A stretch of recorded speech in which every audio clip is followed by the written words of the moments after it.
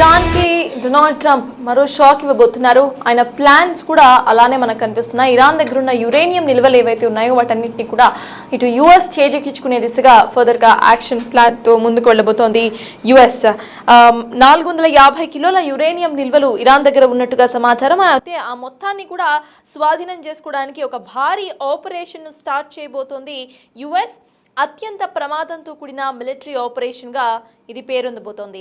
Iran దగ్గరున్న యురేనియంని తమకు అప్పగించాలని ఇప్పటికే ట్రంప్ ఫస్ట్ నుండి డిమాండ్ చేస్తూ వచ్చారు. ఇటీవల శాంతి చర్చల్లో సైతం ప్రతిపాదన చేశారు ఆయన. ఒకవేళ గనక ఇరాన్ అందుకు ఒప్పుకోకపోతే బలవంతంగానైనా సరే ఆ యురేనియం మొత్తాన్ని కూడా స్వాధీనం చేసుకుంటామంటూ డొనాల్డ్ ట్రంప్ పదే పదే హెచ్చరికలను జారీ చేశారు. ఇందుకు వేలాది మంది శిక్షణతో కూడిన సైనికులను తరలించి ఇప్పుడు ఆ యురేనియంని యుఎస్కు తరలించే దిశగా సైతం యాక్షన్ ప్లాన్తో ముందుకు సాగుతోంది ట్రంప్ ఆర్మీ. ఆ తర్వాత యురేనియంని కార్గో విమానాల్లో తరలించాలని స్కెచ్ సైతం వేశారు. సంతాజ్ అణుస్థావరం దగ్గర ఒక రన్వే నిర్మించుకోవాలని సైతం ప్లాన్ చేశారు. అమెరికా మిలిటరీ ప్లాన్ పై స్పందించింది వైట్ హౌస్. ఈ ఆపరేషన్ పై ట్రంప్ తుది నిర్ణయం ఇంకా తీసుకోలేదని వెల్లడించింది. ఒక దేశానికి సంబంధించిన సావర్నిటీ ప్రశ్నగా ప్రజెంట్ ట్రంప్ చేస్తున్న ప్రతి ఒక్క డెసిషన్ కూడా మారుతుందని చెప్పుకోవాలి. ప్రతి దేశంకి కూడా తమ న్యూక్లియర్ బాంబ్స్ పై వాళ్ళు సైంటిఫికల్లీ వాళ్ళు ఇంకా పవర్ఫుల్ అయ్యే ఒక రైట్ వాళ్ళకు ఉంటుంది. ప్రతి ఒక్క దేశం దగ్గర కూడా ఒక న్యూక్లియర్ బాంబ్ ఉండే రైట్ సైతం వాళ్ళకు ఉంటుంది. కానీ న్యూక్లియర్ బాంబ్స్ని వాడేటప్పుడు కొన్ని రూల్స్ అండ్ రెగ్యులేషన్స్ ఉంటాయి. ఆ పార్ట్ ఆఫ్ ఇట్ న్యూక్లియర్కి సంబంధించి సైతం ట్రంప్ పలుసార్లు ఇరాన్కి వార్నింగ్ ఇచ్చారు. ఆ పార్ట్ ఆఫ్ ఇట్ ఇటు ఇరాన్ దగ్గర ఉన్న యురేనియం ఏదైతే ఉందో ఆ మొత్తాన్ని కూడా ట్రంప్ తీసుకోవాలి అనే దిశగా సైతం ట్రంప్ యాక్షన్ ప్లాన్తో ముందుకు వెళ్తున్నారు. ఫస్ట్ నుండి ఈ వార్ మానవతా కోణంలో మనం చూస్తే this is really inhuman war, ఒక లాజిక్లెస్ వార్ అనిగా కూడా మనం పేర్కొనొచ్చు. జస్ట్ కొన్ని అమెరికాకు సంబంధించిన కొన్ని స్వలాభాల కోసం చేస్తున్న వార్గా ఇప్పటికే ప్రపంచ దేశాలతో పాటు అమెరికాలో ఉన్న సిటిజన్స్ సైతం మాట్లాడుతూ చెప్పిన పరిస్థితి మనం చూసాం. And at the same time ట్రంప్తో పాటు పనిచేసిన కాన్సులేట్ మెంబర్స్లో కొంతమంది సైతం ఇదే మాటను ప్రస్తావిస్తూ రిజైన్ చేసిన దాఖలాలు కూడా మనం చూసాం. అయితే పాలస్తీన్ను వాడుకుంటూ ఇజ్రాయెల్ను వాడుకుంటూ ఇరాన్ పై చేస్తున్న ఈ దాడుల్లో మానవతా కోణంలో మనం ఆలోచిస్తే అక్కడెక్కడ కూడా ఆ హ్యుమానిటీ అనేది లేదు. పూర్తిగా కూడా అమెరికా లాభాల కోసం చేస్తున్న ఒక వార్ లాగా ఇప్పటికే ప్రపంచం దీన్ని చూస్తోంది. అయితే ఇప్పుడు మళ్ళీ ఆ యురేనియం నిల్వలు ఉన్నాయో వాటన్నిటినీ కూడా ట్రంప్ స్వాధీనం చేసుకునే దిశగా ముందుకు సాగుతూ ఉండటం దీన్ని ఇంకా కూడా చేయూతనిచ్చే అంశంగా మారింది. మరి ఫర్దర్గా ఇరాన్ ఇలా రియాక్ట్ అవ్వబోతోంది. ఇప్పటికే ఇరాన్ ఆల్రెడీ తన మెయిన్ లీడర్స్ని కోల్పోయిన అనంతరం కూడా ఎక్కడా కూడా వెనక్కి తగ్గకుండా ఫైట్ చేస్తూనే కనిపిస్తుంది. అండ్ ఇరాన్లో ఉన్న ప్రజలు సైతం తమకు ఆ ప్రభుత్వం వద్దు అంటూ ప్రభుత్వానికి సంబంధించిన ఆయతుల్లా ఖామ్నే చనిపోయిన అనంతరం కూడా హర్షాతిరేకలు వ్యక్తం చేసిన వాళ్ళు ట్రంప్కి సపోర్ట్ చేసిన ఇరానియన్లే ఇప్పుడు ట్రంప్కు ఆపోజిట్గా మాట్లాడుతున్నారు. ఇరాన్ ఇప్పుడు దేశానికి సంబంధించి వాళ్ళంతా కూడా ఐక్యమైన పరిస్థితిని మనం చూస్తున్నాం. ఇంకా ఎన్ని రోజులు ట్రంప్ ఈ వార్ను కొనసాగిస్తారనేది చూడాలి. ఒక్క మనిషి తనకి సంబంధించిన ఆ గ్రీడ్ వల్ల జరుగుతున్న ఈ ఒక వార్ లాగా సైతం ఇటు పూర్తిగా ప్రపంచం మొత్తం కూడా ఈ వార్ను చూసి నమ్ముతోంది. మరి దీనికి సంబంధించి ట్రంప్ ఇంకా ఎన్ని వేల రిసోర్సెస్ ఈ వార్ మీద ఆయన ఖర్చు పెట్టబోతున్నారు అనేది సైతం చూడాలి. అయితే ఇప్పటికే ట్రంప్కు అమెరికన్ ఆర్మీకి ఇరాన్ వార్ భారీగా లాసెస్ను తెచ్చిపెడుతోంది అని చెప్పుకోవచ్చు. ఎందుకంటే ఇరాన్ను కూల్చివేయడానికి అనవసరంగా వార్లోకి దిగి ఎన్నో మిసైల్స్ను వేస్ట్ చేసుకుంటున్నట్టుగా ఇప్పటికే యుఎస్కు సంబంధించిన కొన్ని మీడియా రిపోర్ట్స్ సైతం తెలుపుతున్నాయి. సో ఫర్దర్గా ఇటు ట్రంప్ ఎలా రియాక్ట్ అవ్వబోతున్నారు అండ్ ట్రంప్ ఇస్తున్న ఈ నెగోసియేషన్స్కు సంబంధించి ఇటు ఇరాన్ ఎలా స్పందించబోతోంది, ఇరాన్ వీటికి ఓకే చెప్పదా అనేది కూడా చూడాలి. అయితే ఇరాన్ మాత్రం చాలా గట్టిగా కనిపిస్తోంది. వార్ ముగించడానికి ఎటువంటి నెగోసియేషన్స్కు తాము సిద్ధంగా లేము అనే మాట ఇటు ఇరాన్ పదే పదే చెప్తూ వస్తోంది. అయితే కొన్ని నెగోసియేషన్స్ ఓకే చెప్పే అవకాశాలు ఉన్నాయని రీసెంట్గా ఇరాన్కు సంబంధించిన ప్రతినిధులు చెప్పినా ఇటు యుఎస్ చాలా సెల్ఫిష్గా నెగోసియేషన్స్ను పెడుతున్నట్టుగా మనకి క్లియర్గా అర్థమవుతోంది.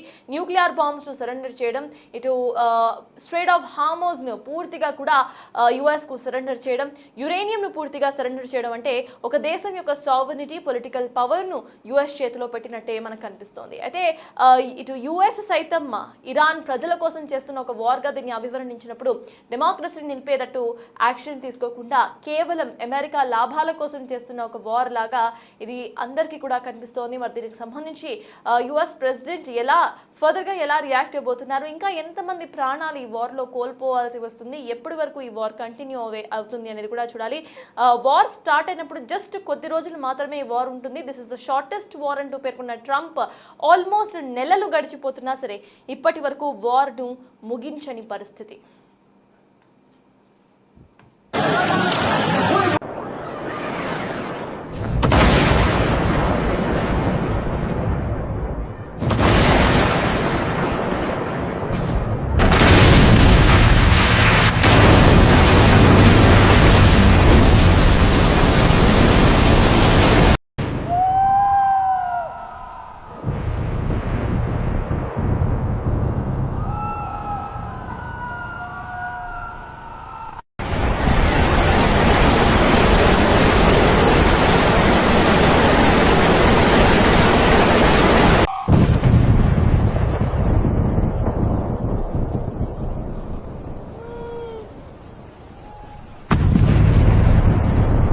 سيداتي آنساتي سادتي أينما كنتم طابت أوقاتكم مرحبا بكم مساء الفل الناس الكل ليلة من మరో ఒక కోణంలో కూడా అటాక్ చేయబోతోంది. ఇరాన్లో ఉన్న యురేనియం నిల్వలు ఏవైతే ఉన్నాయో వాటన్నిటినీ కూడా ఇటు యుఎస్ తమకు అప్పచెప్పాలంటూ ముందర నుండి చెప్తూనే వచ్చిన పరిస్థితిని మనం చూసాం. అయితే ఇప్పుడు ఆ యురేనియం నిల్వలన్నింటినీ కూడా తీసుకొచ్చుకునే విధంగా ఇటు ఆర్మీని సిద్ధం చేస్తున్నట్టుగా తెలుస్తోంది. ఎంతో శిక్షణ పొందిన సోల్జర్స్ను ఈ ఆపరేషన్ నిమిత్తం ఇరాన్లోకి దించుతున్నట్టుగా సమాచారం. అయితే ఇప్పటికే ఇరాన్లో 450 కిలోల యురేనియం నిల్వలు ఉన్నాయి. వాటన్నిటినీ కూడా స్వాధీనం చేసుకోవడానికి ఒక భారీ ఆపరేషన్ స్టార్ట్ చేసింది ట్రంప్. అత్యంత ప్రమాదంతో కూడిన ఈ మిలిటరీ ఆపరేషన్ కోసం ఇటు శిక్షణ పొందిన మిలిటరీ ట్రూప్స్ను రెడీ చేస్తుంది ట్రంప్ ఆర్మీ. ఇరాన్ దగ్గరున్న యురేనియం మొత్తాన్ని కూడా తమకు అప్పగించాలని ట్రంప్ మొదటి నుండి డిమాండ్ చేస్తూనే ఉన్నారు. ఇటీవల శాంతి చర్చల్లో సైతం ప్రతిపాదన వచ్చింది. ఒకవేళ కనుక ఇరాన్ అందుకు ఒప్పుకోకపోతే ఖచ్చితంగా బలవంతంగానైనా సరే ఆ యురేనియం మొత్తాన్ని కూడా స్వాధీనం చేసుకుంటామంటూ యుఎస్కి సంబంధించి యుఎస్ ప్రభుత్వం ట్రంప్ ఆర్మీ సైతం చెప్తా వచ్చింది. అయితే ప్రెసెంట్ మొత్తాన్ని కూడా ఇటు స్వాధీనం చేసుకునేందుకు అమెరికా చర్యలను తీసుకుంటుంది. ఇందుకు వేలాది మంది శిక్షణతో కూడిన సైనికులను తరలించి యురేనియం తవ్వకాలను చేపట్టాలని నిర్ణయం తీసుకున్నారు. ఆ తర్వాత యురేనియంని కార్గో విమానాల్లో తరలించాలని స్కెచ్ వేశారు.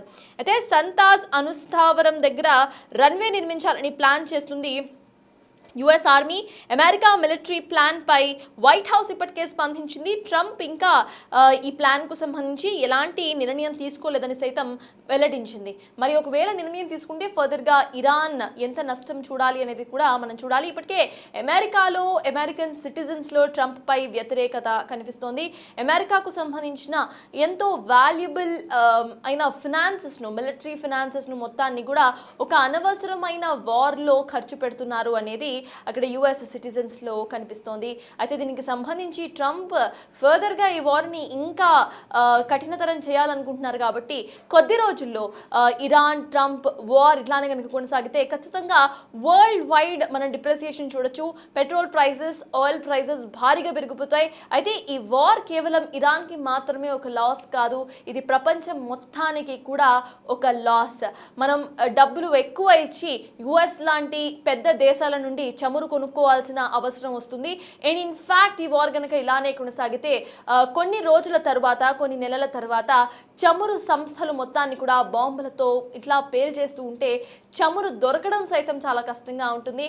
అండ్ అప్పుడు మనకి పెట్రోల్కి సంబంధించిన క్రైసిస్ సైతం కనిపించే అవకాశం ఉంది. సో ప్రెసెంట్ కేవలం హైక్స్ గురించి మాత్రమే మాట్లాడుకుంటున్నాం. బట్ పెట్రోల్ క్రైసిస్ డేంజర్స్ అయితే ఉంది. కాబట్టి ఈ వార్ను ట్రంప్ ఎంత తొందరగా వీలైతే అంత తొందరగా ఆపడం మంచిది అంటూ కూడా ప్రపంచవ్యాప్తంగా ప్రతి ఒక్కళ్ళు కోరుకుంటున్నారు.